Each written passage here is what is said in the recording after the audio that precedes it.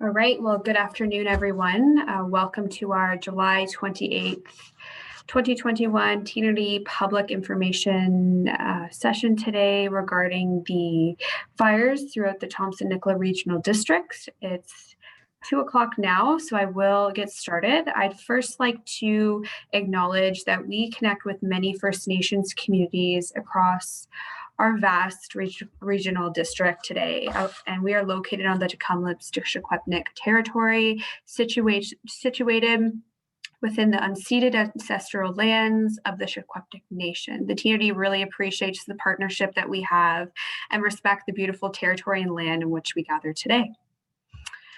So I first want to get it started today with an overview of our presenters. Today we have BC Wildfire on the line, and we also have the Canadian Red Cross. We have the Village of Lytton and the EOC with regards to the Village of Lytton. And we have EMBC here as well to speak about the updates regarding the wildfires and the action for the wildfires today in the Thompson-Nicola Regional District. So contact information will be posted following this session. All these sessions are recorded and posted on our Thompson-Nicola Regional District website for viewing after the fact. So if yourself or your neighbors want to go back and view these, you can do that on our website, or if someone misses our meetings, these are all recorded and posted as well with contact information. Yeah. So without further ado, I just want to confirm our BC Wildfire staff are on today and are ready to kick off with regards to their fire update.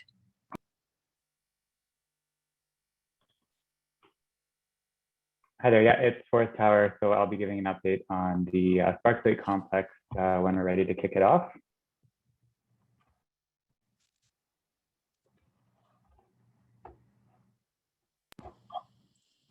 And Hugh Murdoch here with Lytton Creek Fire. I just had some sound issues there. In Lytton Creek, it sounds like you want to begin. No, not necessarily. Just saying that we are available. Okay. We'll fit into your agenda. Okay, awesome. So I think we'll kick off with Noelle from the Kamloops Fire Center.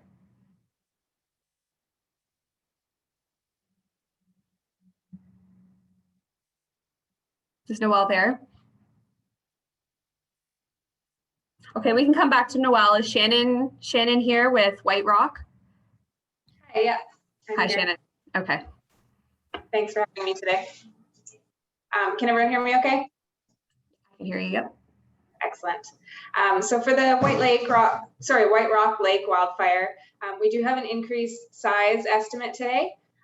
So we're sitting at approximately 20,000 hectares for the fire at this point in time. Yesterday, we did see significant growth on the fire. There was extreme fire behavior. The eastern flank has grown towards the Bulow Lakes area. We've also seen some increased activity on the northern flanks. Currently, we have 117 firefighters on scene, including 35 support staff, as well as the incident management team. We have 7 helicopters on site and 36 pieces of heavy equipment. So we have had crews on site, some crews working overnight to ensure that operational continuity. Right now, heavy equipment is working on the west of the fire perimeter to connect into control lines. And then the crews are working behind those heavy equipment task force team to support that control line with water. They have a water delivery system and they're working with hose out in that area on the western part of the fire. On the eastern part, we do have a ground-based retardant unit that's working on reinforcing the existing control lines in the area. And then we have a unit crew in there that's working on mop-up, and they're completing a 100-meter fuel-free buffer zone on the eastern perimeter.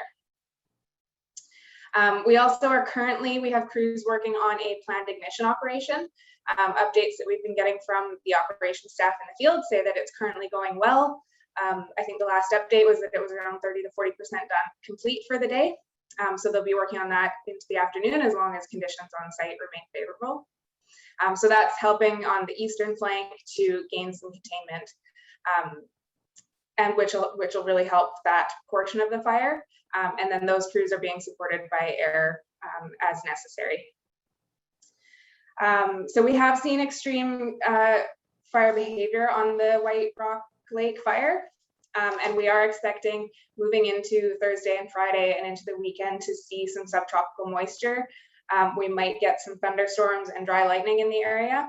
And with that, potentially some wind. So we don't anticipate a reduction in the fire behavior that we've been seeing on this fire.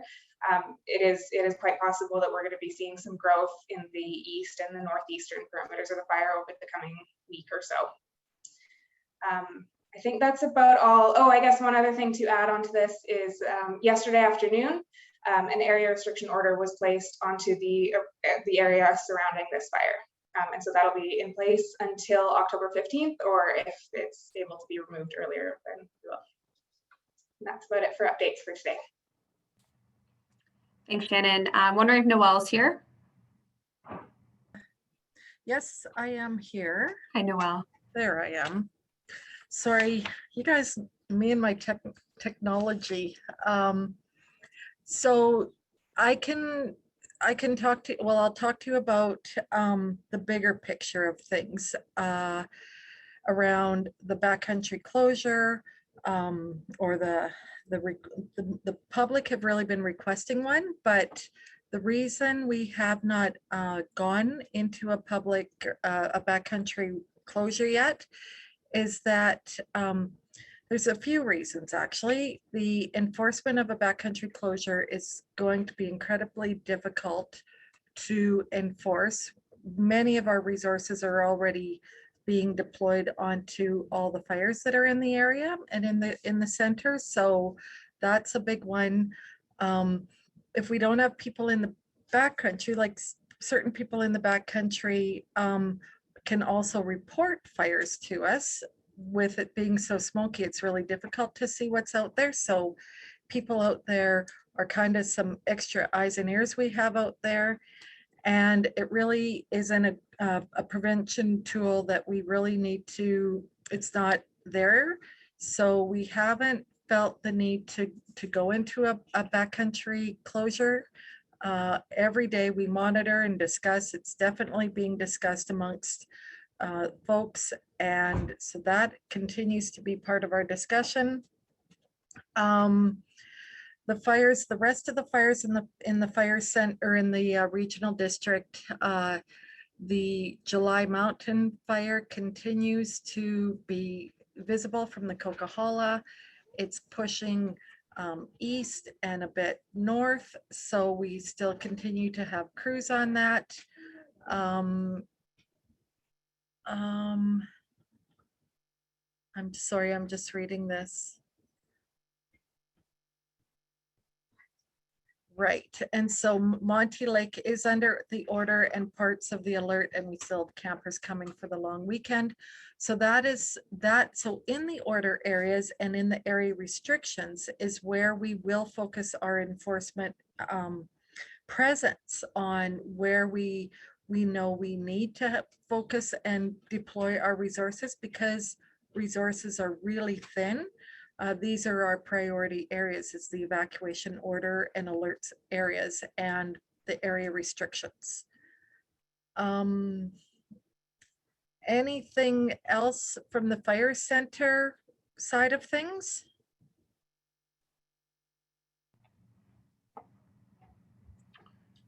It doesn't look like so far. Is there any other updates you'd like to provide today, Noelle?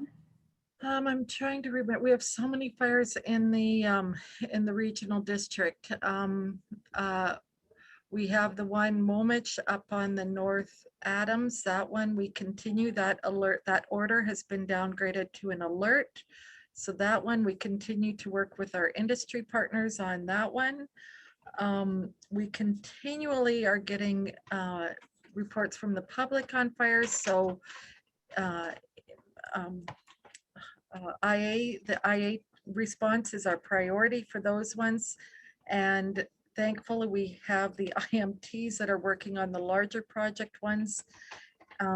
We are getting more resources from other partnering agencies through the SIFC process. So more people from other jurisdictions are coming in all the time. So we're going to continue to deploy them and work with all agencies and Huge shout out to the small communities that are supporting us. I keep talking about that one, and I don't think I'm gonna stop talking about that one. And just keep watching the Wildfires of Note page, because that really is how we are trying to communicate with members of the public and media. Anything else anyone want to ask while I'm here?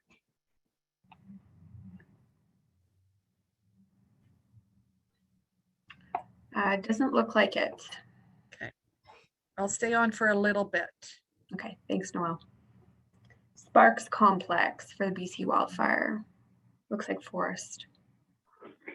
Yeah, hi everyone. I'm actually going to share my screen just to go over some of these larger fires. It's a bit easier, I think, if we can be looking at the same map that I'm talking about. So I will start with the Sparks Lake wildfire. So if you have been paying attention to the Wildfire of Note page, you'll notice that there has been quite an increase in the size of this fire. And that's both due to continued growth on the northeast and northern part of the fire, but also, as mentioned on those pages, just increased mapping. So it is a combination of both in terms of our size updates, and this goes for both Sparks and Tremont.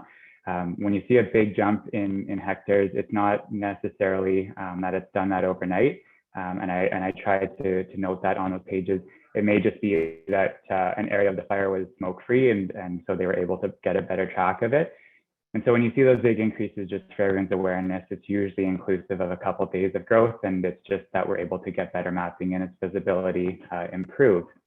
So I think the main part of this fire, of the Sparks Lake fire that they are working on right now, is if you'll see on kind of that northeast top of the fire, there's a bit of an excursion popping out. And so right now they're kind of working south of that excursion to build machine guard and use planned ignition to just ensure that the fire can't spread any further east and southeast. So obviously our primary communities are in that direction. And as mentioned on the other complex by Shannon, we're also experiencing some very extreme fire behavior on both Sparks on the northern part of the fire and Tremont on the southern part of the fire. So given that, and with the forecast that we are receiving, that it's going to be extremely warm as we're going into a warming pattern with a ridge building over these fires, as well as a really big drop in relative humidity. And so the combination of those just means that fire is going to be that much more intense. As well, the effect that any winds have on these fires is amplified greatly when there's higher temperatures and lower relative humidity. So a combination of all that over the next few days, we're going to see an increase in fire behavior from what we've seen previously. We're kind of coming out of a bit of a cooling trend on these fires within the Sparks Lake complex. And so we may get a bit of a break from the wind as this ridge kind of has a stable air mass over these fires. But the added challenge is that even if it may not be strong winds, any wind will have a significant influence on these fires. So you'll see it mentioned on the Wildfire Note page, but there is significant extreme fire behavior on the northern parts of these fires, so Sparks Lake particularly.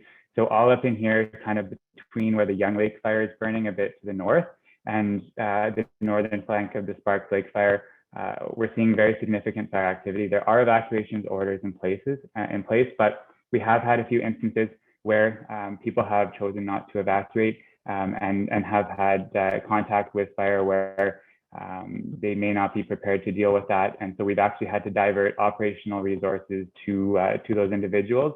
And really, to be honest, the reason we were able to do that is we were able to work kind of with other resources that aren't assigned to our complex to do that. We have no resources on the northern part of the Sparks Lake fire, and we don't have any heavy equipment. We don't have firefighters up here. Right now, they're working in more areas of concern along that southeast excursion, like I mentioned, and along the entire southern flank. Crews have been putting in really good work, and so we've been having some planned ignitions go off successfully the last few days in the Mount Ern area, where you can kind of see there's a bit of a bay where there are some unburnt fuels kind of at the bottom of the Sparks Lake fire. And that's kind of their tactic for the next day or two along the entire south flank, is working with heavy equipment to build machine guard around kind of the head of the fire at this point in the bay under that kind of southern excursion. And so they'll be putting machine guard in and then using ignitions to burn off the remaining fuel kind of from that fire perimeter towards the guard. And like mentioned on the wildfire note page, that significantly reduces the ability of the fire to spot over our guards once there's no fuel for the fire to burn into. So that's kind of what they're doing in the next few days, is really focusing on this eastern flank to kind of really inhibit the fire's ability to move further east. But it's very active on the north. As we have the ability to move our resources up these flanks on both the western and the eastern flank, long-term goal is, yes, to build guard up and around and pinch the fire off at the top, but that's days to weeks of work to get into there before we'll even have crews up in that area. So just as an awareness piece, there's not the ability for us to just divert resources if we truly don't have them in that area. So along the western flank, it is looking pretty good. We have structure protection engaged all along this western flank, as well as structure protection is engaged in the Bonaparte Lakes area and a few lakes kind of in that northern. So we've had structure protection in there. They are monitoring equipment, and most of these up in the north are fly-in locations. So, they're having to fly in and check on fuel and water, but they are doing that. Along the western kind of flank, we have crews up into the Deadman and sort of Tobacco Creek drainage. They build a bit of a hasty machine guard from High Hume Lake, connecting down southeast to the fire perimeter and using some existing roads. So that guard has been holding. We haven't seen any significant growth of the fire in a westerly direction. It still is kind of, creeping and growing where it can find continuous fuels. But once it's either reaching historical burn areas or reaching, areas of regen or cut blocks, it kind of is going out on its own. So we're definitely having, monitoring it from the air and making sure that there's no areas of concern, and we will put resources there if needed. But really our focus is the southern half of the fire. If we can get these control lines secure and contained, that's when the BC Wildfire Service will be able to put in recommendation to the regional district to start thinking about downgrading orders. So it is a top priority for us to secure this. It secures any further growth toward larger communities and allows us to get people back into their homes. So obviously we're trying to get this fire out everywhere that there is fire. It's a really big fire. It's going to take weeks of work to really get a handle on the entire perimeter. But our crews are in priority areas and key areas. And so just it takes time. It's really laborious. Kind of some of this area is very hard topography to work in. So the crews are doing what they are able to do on Sparks, and there is really good work. So I'm hopeful, in the next days to the next week, we're able to kind of get these last few planned ignitions off and get some guards. So we're confident that this fire can't come back down towards these communities near Kamloops Lake and Greater Kamloops. We're pretty confident that's able to be done in days to week timeline, barring any significant weather events. So other than a few areas in here, it's not moving easterly in any significant manner. There is just some challenging locations along this guard that before we put in recommendations to local authorities in the kind of southern Sparks Lake fire area, we need to be very sure that those lines are secure, because as mentioned, we're seeing some pretty adverse weather conditions in the next few days to a week. So we just need to be very, very confident that the work crews are putting in is diligent, and that takes time. So I know it's frustrating to be not able to be going in especially sort of in the Alpine area where there may not be significant fire risk, but there is still a lot of fire suppression happening around those southern areas. A lot of heavy equipment moving, trucks moving, helicopter activity. So it's very busy in there. And so we obviously need to keep a safe work site as our #1 priority, but crews are working as quickly as they can. So I'll move on to the next fire here. So the Chambon Creek fire, again, you'll see a pretty significant increase in the size of the fire. So we're almost at 20,000 hectares now. That's inclusive of obviously all this growth you can see on kind of the southeastern flank of the fire. Again, extreme fire behavior. The tactics crews and heavy equipment are working on right now is just to get ahead of this excursion on the southeast fire, or the southeast part of the fire, and put in guard and again use planned ignitions to get rid of fuels between the guard and where the fire is burning. So as the fire progresses southeast, it will burn into where we've had planned ignitions carried out and kind of put itself out that way. And so obviously we have helicopter support, heavy equipment on this fire and on the Sparks Lake fire. And so again, this takes time. And at this point, the fire is moving fast or faster than crews can get in line ahead. And so we are having guards challenged as they're putting in. It's just a constant effort to keep chasing ahead of the fire. So again, with the forecast, we're probably going to see some pretty significant fire activity along the southern area of the Tremont fire. In the southwest area, I know that we have had some closures of the highway, of Highway 97 connector. That was sort of their top priority in the last day or two, is to secure the lines by the highway so that we can confidently keep that highway open, and we don't need to work with Modi and the RCMP to carry out any road closures. So the rest of the planned ignitions from Barnes Lake South, they were completed. So we're pretty confident in those lines holding. And then from Barnes Lake around the entire northern area to the Washington area, the fire is it's very low fire behavior or no fire behavior. So we're really confident in the northern part of this fire, hence the recommendation for Washington to go off order a few days ago, and it remains in an alert. So that's not much of a concern at this point. It's really just burning quite aggressively down in the southeast direction, and will probably do so. It'll keep getting pinched off, and the head of the fire will keep getting smaller as we're able to get guard around it. But it's unsafe at this time for our crews to do any direct attack methods for the southeastern corner. So again, it takes time to get these fires kind of wrangled up. And the last fire in my area is Embleton Mountain Fire. I don't have a map because it's pretty easy to talk about. It's a circle at this point. On the northwest corner of the fire, we did do some bucketing on that, as there was a bit of increased fire activity. It was mainly within the guard, and there was one spot in that northwestern corner of a circle, which I guess doesn't have corners, but on that top end, there was a bit of bucketing activity. They were able to put that little spot out. So on most of the fire, again, it's in mop-up and patrol. Crews are still patrolling the perimeter, putting that 50-foot wet line around. But what's beneficial about being in the complex is we can share air resources pretty quickly and move crews if needed. And so crews are supported by helicopter bucketing operations in that area as well. So that was a pretty long, detailed update. I'll leave it at that. If there's any further questions, first I direct people to the Wildfire of Note page for each of these three fires, and the rest of the Wildfire of Note pages in the province. My information is on there if you have any follow-up questions. So I'll pass it on to the next wildfire representative to give their update. Thank you. Thanks, Forrest. Next is the Lytton Complex, BC Wildfire representatives. Good afternoon, everybody. Hugh Murdoch here, calling in from Spence's Bridge. I will speak predominantly about the Lytton Creek fire, which has now reached up the Thompson corridor and the Trans-Canada to Spence's Bridge. Estimated size is 43,500 hectares.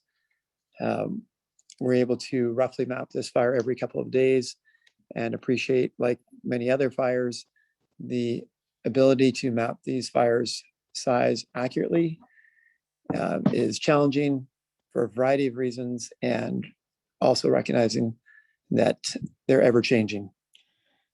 We currently have 91 firefighters on this incident, approximately 30 pieces of heavy equipment, and 6 helicopters working. From a weather front, sort of a blessing and a curse, in that there's been a significant inversion over much of the fire. This limits our ability to fly helicopters in certain areas, but also keeps temperatures down and times wind as well. It seems that late in the day, early evening is when the inversion seems to break. We get enough mixing, which gives this fire that excuse to get up and spread in whatever direction it might be choosing under the current conditions. If I went around the fire sort of in a geographic perspective at the north end by Spence's Bridge, things obviously look very good for the first approximately 10 kilometers of Highway 8 and the Nicola River. Successful burn operations in there. The same holds true for the east side of the Thompson River and the Trans-Canada Highway. From Spence's Bridge, well south. Of concern, however, is the west side of the Trans-Canada Highway, those slopes and the unburned fuel in that area. Like any fire, you'll hear rumors about strategies and whatnot.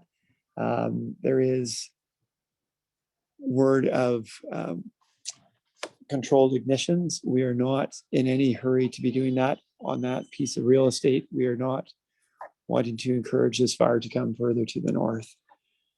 We are looking for places to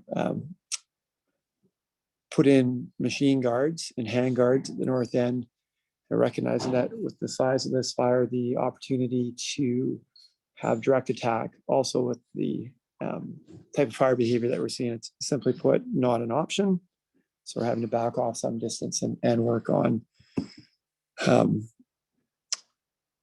sort of a contingency guards made with heavy equipment and ground personnel. At the south end of the fire in the Botany Valley area, we continue to work with helicopters, ground crews, and heavy equipment.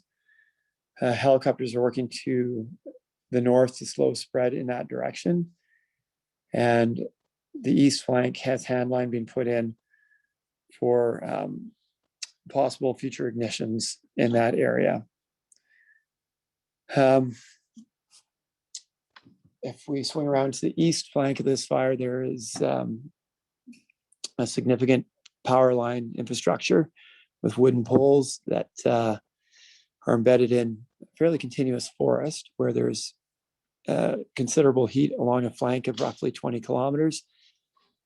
While we're feeling vulnerable there, we are working off of Highway 8 in a southwesterly direction along that power line. We're able to work with heavy equipment in parts of that area, and in parts where the topography is not conducive to equipment, we have our ground crews in making fuel free and guards there. Regarding Highway 8, I'm sure there's much frustration over the closure of this highway. As mentioned, we've had successful burn operations along much of that highway. There's still significant portions that are very vulnerable to this fire having a spread in a southeasterly direction. So basically from Shacken south, it's an area of concern. And that is where, late in the day, we could find that the fire behavior does really significantly pick up once this inversion breaks. So we understand the frustration of having that road closed and do recognize that much of it is very secure, close to Spence's Bridge. We also appreciate that we have a lot of resources from our ground crews and the structure protection folk and their vehicles on that network frequently, and appreciate having that workspace available for us to do our work in a safe and efficient manner. I think I'll leave that for the Lytton Creek side of things and just ever so quickly talk about the McKay fire that is north of Lillooet. Suffice to say, we've downsized considerably to about 10 personnel. There's been scanning going on, and still a bit of helicopter action at the far north end where there are homes under evacuation alert and order. Wildfire note page will be updated later this evening. We've had some internet connectivity challenges at our camp, and this will afford us the opportunity to get the latest information into that from the day's active burning period later today. We will continue to have night crews working through the night on the Lytton Creek fire, and are in a position to help assist the local zone with any new starts should they arise. I think I'll leave it at that and see if there's any questions. Again, Hugh Murdoch with Wildfire Service on the Lytton Creek fire.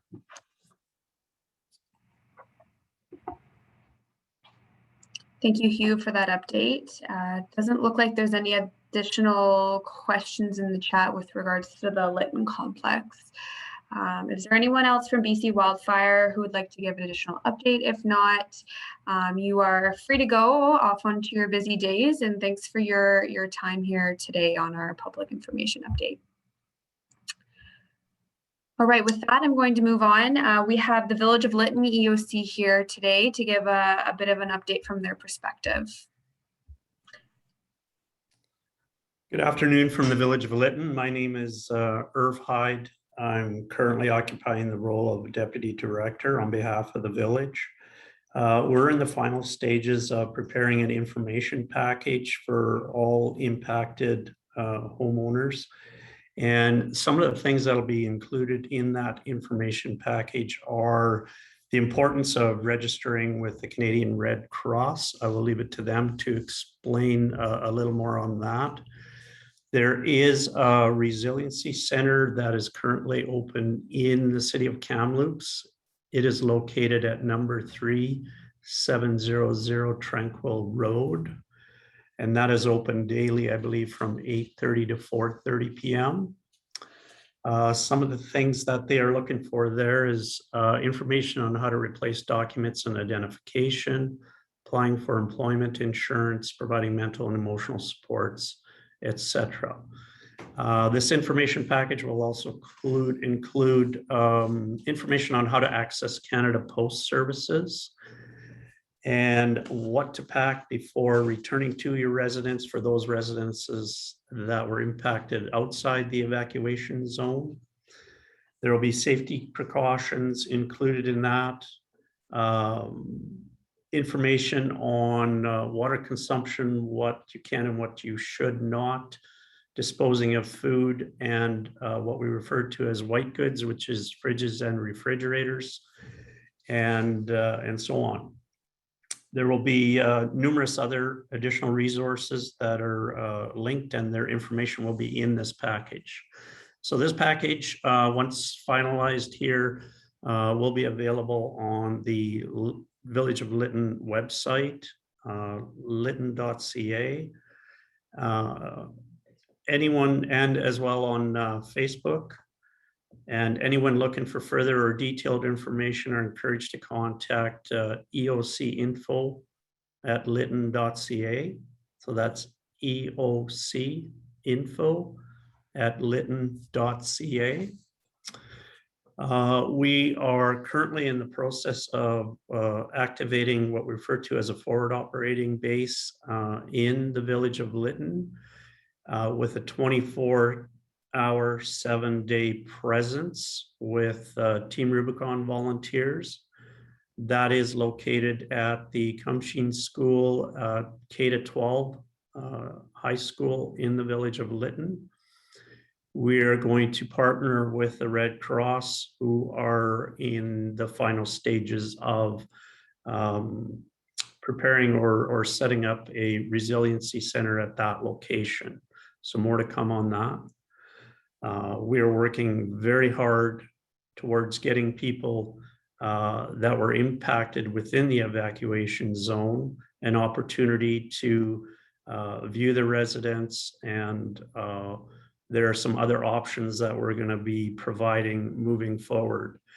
That'll be an incremental return based on our risk assessment with all involved. There's numerous health risks which are being evaluated on a daily basis.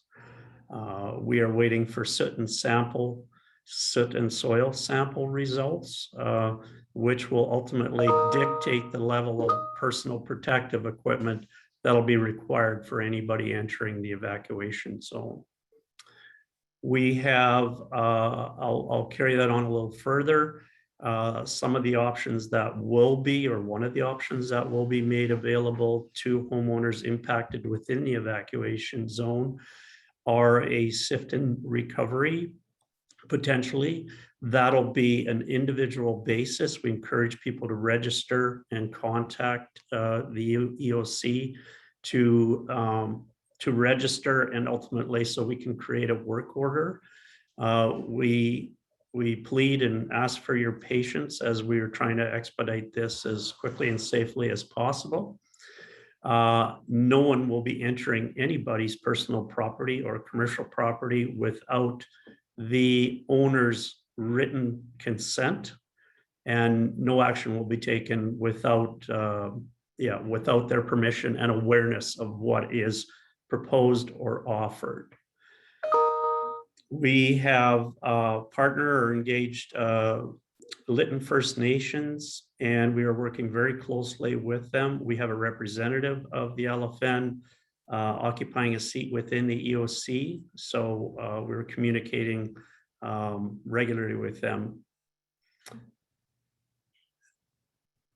I think that's about it. I will close with this. I speak on behalf of the entire EOC and everybody working towards helping residents take their first step to recovery. I empathize with those impacted by this disaster. I personally have stood beside numerous homeowners who were impacted by the Fort McMurray wildfire in 2016. And I have a good understanding of what you are going through. So we're working very hard to help with closure and their first step to recovery. Thanks for your time today.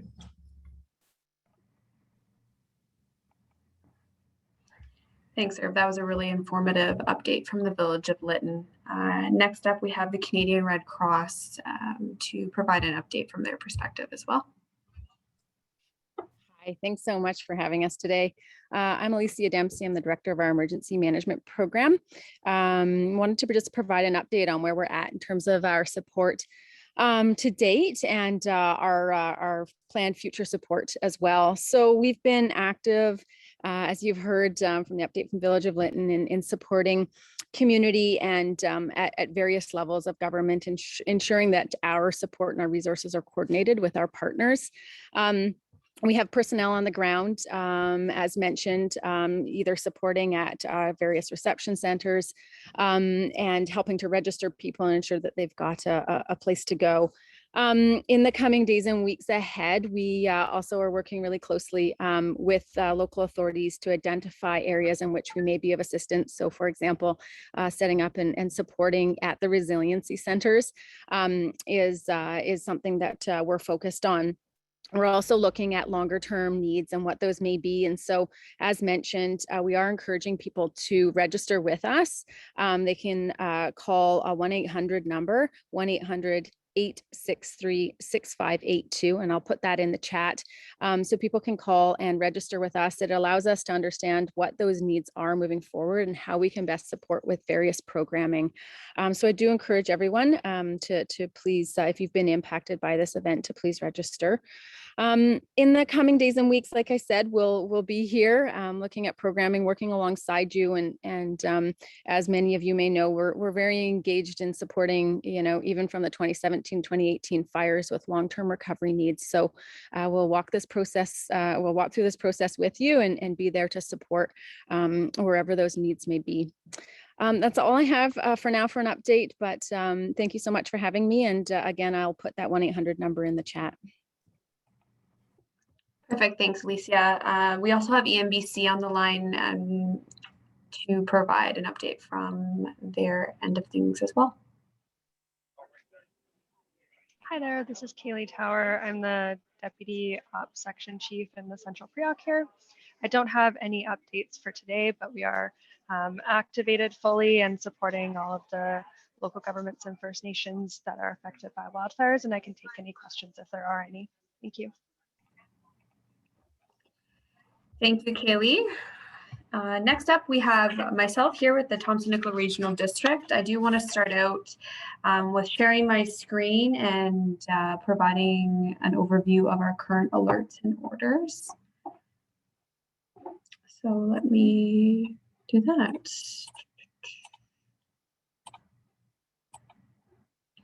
Okay, firstly, I do want to show you, if you don't know already, how to get to the screen I'm actually showing today. So going on to our Thompson-Nicola Regional website, Regional District website, under Services, Emergency Services, you'll see here emergency evacuation orders, alerts, and information, and the evacuation status dashboard.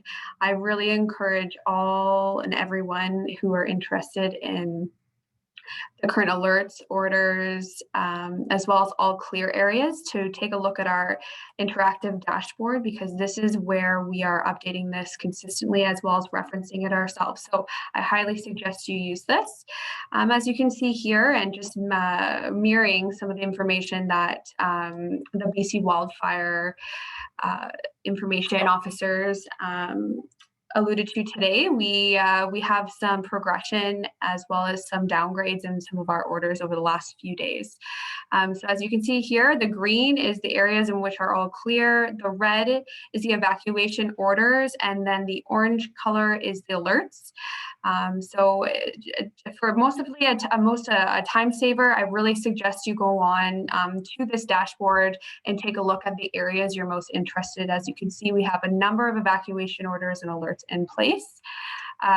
Also, I do want to point out as well, you can also search an address to check if it is on alert or if it's on order or if it's an all clear area. For example, if we're wanting to look at Deadman Cache Creek Road, you can see here, you would then type in the address and you can see if it's currently on evacuation alert. And this is just a random address here that I've selected. So highly suggest you use this dashboard to become familiar with the areas that are on alert and order and checking out exactly what's going on in the Thompson-Nicola Regional District in regards to alert and borders.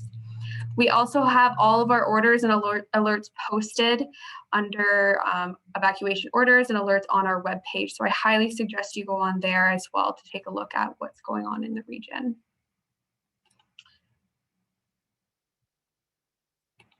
I'm just going to stop sharing my screen. If you have any other questions around evacuations, orders, and alerts, feel free to pop them in the chat, or we can also contact us at our Emergency Operations Center, which the contact information will be on our Thompson-Nicola Regional District website. I do want to speak around one alert that we did issue yesterday, just some clarification with regards to the Barnhart Vale alert. So the alert that was issued yesterday for the White Rock Lake fire, that was a Thompson-Nicola Regional District alert. So I just want to ensure everyone's aware of that. If you are in city limits, that was not for those in city limits. That was a Thompson-Nicola Regional District evacuation alert. So just clarifying that, if you're in city limits, please reference the City of Kamloops website. And as of right now, they have not issued any alerts at this time for their residents. That was a Thompson-Nicola Regional District alert. I also want to mention our Resiliency Center is open from 8:30 to 4 p.m. daily, located at 700 Tranquille Road at North Hills Mall. The intent of this service is to provide resources for evacuees, including advising on insurance questions and issues. The center coordinates with a variety of non-governmental agencies and provides informational services for evacuees on behalf and in conjunction with organizations such as Samaritan's Purse, Team Rubicon, First Nations Health Authority, Interior Health as well, Service Canada and Service BC. So we're currently also working on moving the Resiliency Center mobile to be more accessible to evacuees as well as residents, and more information will be released on this once we do this. Another thing I want to bring up today is staying behind in an evacuation order. So choosing to remain in an area of an evacuation order, I really want to stress, puts yourself, your family, as well as our first responders in danger. So I really want to stress the importance of adhering to that evacuation order. If you are in an evacuation order, this means that you're advised to leave the area for your own safety and for the health and safety of firefighters, such as when Forrest mentioned it's a very busy area. There's hazards present, as well as firefighters doing their work to keep ourselves and themselves safe. So really stressing the importance of adhering to that evacuation order. People who remain in order in an area that's under order may impede on these crews, because the crews may be forced to stop fighting the fire to keep you out of harm's way. So stressing that and really important to understand that. Contact number for our EOC is available on our website and will be available accompanying this meeting, posted on our YouTube page, as well as our Facebook page, our website, and our Twitter. So that's pushed out once we post this recording of this meeting.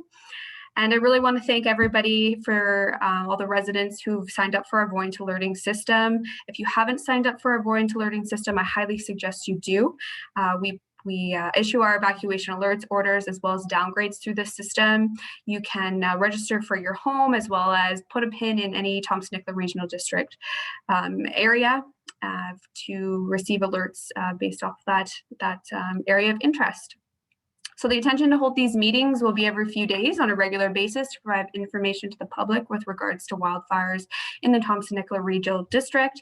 As I said, and I'll keep saying, the contact information will be provided after this recording. And a reminder to utilize our TNRD interactive map for up-to-date evacuation orders, alerts, as well as all clear areas. So if there's any other questions, feel free to pop them in the chat for the Thompson-Nicola Regional District. I see a question here, given what Forrest said about the Tranquille Creek fire, appears it's looking very good along Barnes Lake Road.